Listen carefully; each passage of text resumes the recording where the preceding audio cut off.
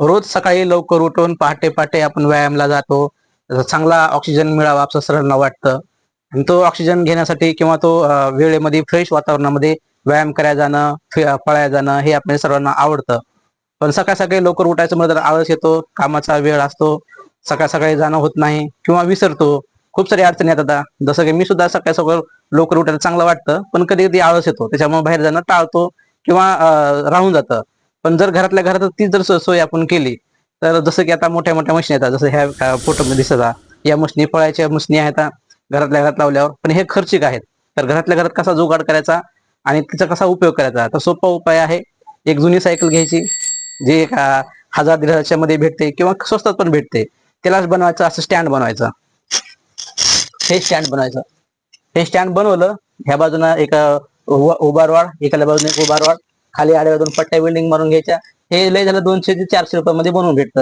आणि हे सायकल असं बसवायचं. हे सायकल चांगल्या कंडिशन मध्ये आहे. मी फक्त बाहेर वापरत नसल्यामुळं घरातल्या घरात व्यायाम करण्यासाठी जेव्हा वेळ मिळेल तेव्हा, असं रोज रोज तर करू शकत नाही, कामामुळे बी आळस पण येते, रोज रोज करणं होत नाही. असं स्टँड बनवून घ्यायचं आणि घरातल्या घरात व्यायाम करायचा, कुठं बाहेर जायची गरज नाही, काही नाही.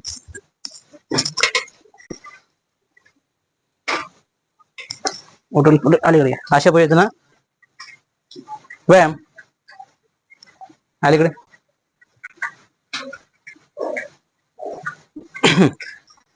चालू.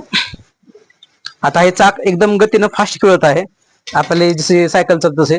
तर हे आपण जास्त पाहिलं मारावं त्याला. ह्याला काय करायचं, ब्रेक थोडं दाबून धरायचं.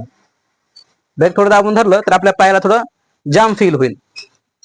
जर इथून दाबून धरायचं नसेल तर या ठिकाणी जे ब्रेक ज्या टाईट केलं जाते त्या ठिकाणी नट टाईट करून थोडं जाम करून घ्यायचं.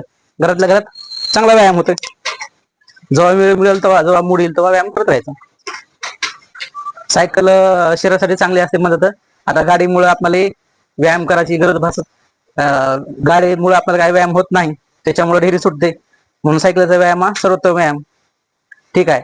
व्हिडिओ आवडल्यास लाईक आणि सबस्क्राईब करा. धन्यवाद.